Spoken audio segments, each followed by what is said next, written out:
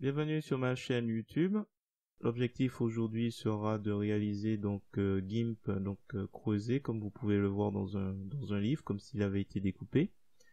Si vous trouvez le résultat réussi, je vais faire un zoom avant à nouveau. Je vous remercie de me mettre un pouce vers le haut et de me laisser un commentaire. N'hésitez pas également à vous abonner à ma chaîne pour voir d'autres contenus de ce genre. Je vous mets le lien de cette photo dans la description si vous souhaitez reproduire le tuto. Et sur ce, je vous souhaite un bon visionnage. Alors c'est parti, nous voici dans l'éditeur d'images GIMP. Nous allons aller tout de suite sur pixabay.com. Je vous mets le lien dans la description. Vous cliquez sur télécharger gratuitement. Vous prenez la dimension la plus grande, donc 4399 par 2933. Vous pouvez prendre plus petit si jamais votre ordinateur rame. Vous cliquez sur ouvrir. Un nouvel onglet va apparaître avec la photo et les dimensions demandées. On fait un clic droit de la souris pour aller dans copier l'image. Et ensuite, je retourne dans l'éditeur d'image GIMP pour faire édition, coller comme nouvelle image. Donc là, l'idée c'est de prendre l'outil de découpage. Et là, je vais tracer. Alors, j'ai oublié de préciser, dans les options de l'outil, il faudra vous assurer que supprimer les pixels découpés est coché.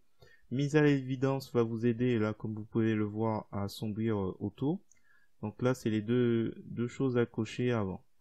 Donc là, je redimensionne à peu près. Donc l'idée, c'est de prendre à peu près la rose et le stylo et pouvoir mettre GIMP au milieu. Donc on va le mettre, je pense que c'est bon, il n'y a pas besoin d'aller plus loin. Je clique au milieu pour valider. Contrôle molette de la souris pour zoomer en avant. Vous pouvez aussi utiliser l'outil zoom. Dans les options de l'outil, il faudra aller sur zoom avant.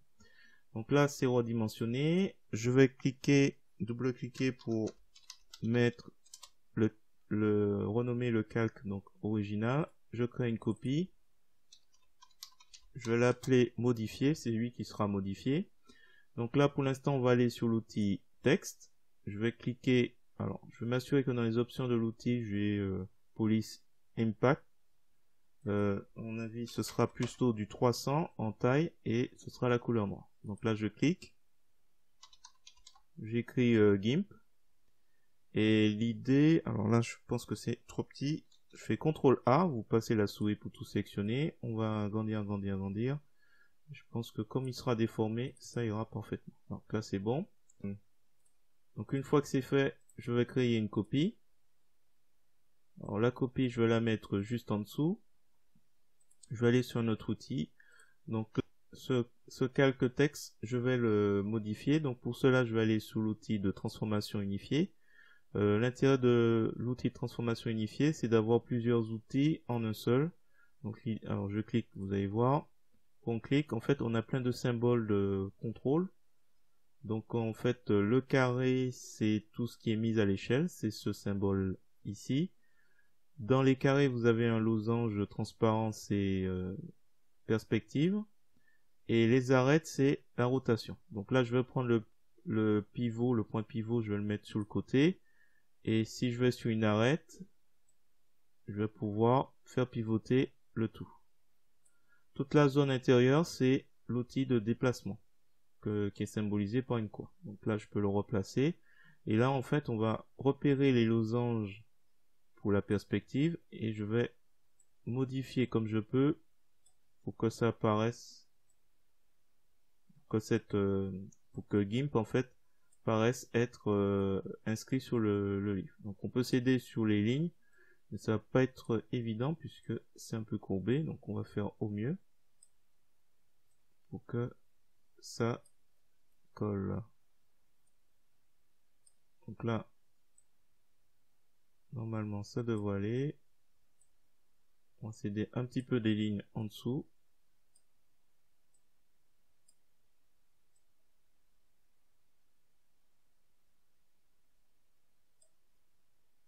Normalement ça devrait aller, je pense. Donc on modifie tant qu'on peut. J'ai observé, je pense que je vais laisser comme ça. Peut-être qu'on peut redéplacer un peu plus vers la rose, ou un peu plus bas. Voilà, je vais laisser comme ça, je fais transformation, et c'est fait. Donc là, à partir de maintenant, je peux descendre cet élément juste en dessous. On va faire un clic droit de la souris pour alpha vers sélection. Et là, on repère la sélection. Donc, quand on est sur GIMP, vous faites créer un nouveau calque. On va l'appeler couleur. On remplit de la couleur blanche et on valide. Donc là, normalement, si je masque les deux éléments, on voit un peu mieux la sélection. Donc, on maintient la sélection, on va sur modifier. Il faudra vous assurer quand vous faites un clic sur modifier, le calque modifié, que ajouter un canal alpha n'est plus sélectionnable et que vous avez en fait sélectionnable supprimer le canal alpha. C'est-à-dire qu'en fait, là à l'heure actuelle, on peut plus ajouter le canal alpha parce qu'il y a déjà une information de transparence qui est, donc comme ils disent, donc il y a déjà une information de transparence au calque. Donc ça veut dire que ma sélection, si je appuie sur la touche sup ou si je vais dans édition effacer et que je masque original, on voit en fait le calque ici couleur qui est blanc. Donc là c'est bon. J'ai plus qu'à faire sélection aucune et je vais m'amuser avec le calque modifié à aller dans ombre et lumière, ombre longue. Je vais sur fondu longueur fixe. Je fais un contrôle molette de la souris en avant pour zoomer. Et on va essayer de retrouver l'angle idéal pour donner l'impression que c'est creusé. Donc apparemment c'est vers 80, 95, 90. Voilà. Donc là on a vraiment l'impression que les ombres sont à 80, 90, 92. Donc là il n'y a plus qu'à sélectionner avec le point milieu la hauteur, la longueur plutôt, que ce soit à peu près cohérent avec le livre. Je pense qu'on va s'arrêter là, c'est pas la peine d'aller. On va s'arrêter là, on fait valider. Donc là déjà on a déjà une première sélection. Je fais clic droit de la souris, alpha vers sélection. Donc là on a à nouveau notre sélection. Je vais agrandir cette sélection. Il est où? Agrandir cette sélection. Je vais l'agrandir de 2 pixels. Et ce que je vais faire, c'est qu'après, je vais aller sur l'outil de sélection par couleur. Je vais sélectionner soustraire dans les options de l'outil, soustraire à la sélection actuelle. Donc la sélection actuelle est plus grande de 2 pixels et je vais soustraire en fait. Bon, je vais peut-être retirer tous les éléments pour qu'on voit mieux. Donc l'idée c'est de soustraire toute la couleur noire. Comme ça en fait on aura juste la petite bordure extérieure. Donc là si j'appuie, donc on est sur l'outil de sélection par couleur. Si on appuie, ben voilà, il va nous soustraire toutes les couleurs noires. Et on aura la bordure qui nous intéresse. Donc je fais réapparaître tout le monde, enfin tout le monde sauf original. Je vais aller sur modifier et je vais faire édition copier, édition coller. Vous faites CTRL X, CTRL V. Là nous avons une sélection flottante, nous allons créer un nouveau calque. Ce nouveau calque, normalement il y a juste la bordure. Donc si je masque modifier, on voit une petite bordure. Alors je vais mettre, je vais le renommer bordure, limite S. Je vais le mettre juste en dessous de modifier et ensuite je vais dans filtre, carte, transformation récursive. Je vais mettre une itération 20 et donc au milieu là on a l'outil de déplacement. On va le déplacer lentement vers le bas. Je pense qu'on va le laisser là. On va laisser là à peu près lentement vers le bas pour donner une impression de page. On va valider. À la limite, on va créer une copie. Bon, non, il n'y a pas besoin. Je pense pas. Si on crée une copie, il faudrait déplacer légèrement.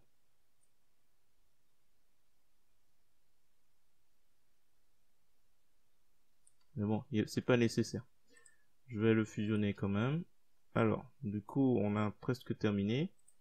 On peut s'amuser avec modifier pour créer une copie et réduire un peu l'opacité. Ça, il augmente un peu plus. Et si on est satisfait, à la limite, on peut fusionner vers le bas ou on peut laisser copie.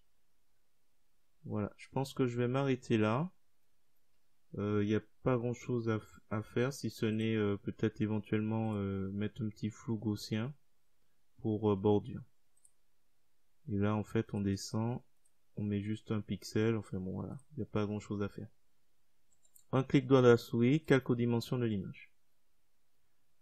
Voilà, ben écoutez, je vais m'arrêter là. Dites-moi dans les commentaires ce que vous en pensez, si c'est réussi. Si vous voulez d'autres projets de ce genre, n'hésitez pas à me le dire en commentaire. Et sinon, je vous dis à bientôt pour un nouveau tuto.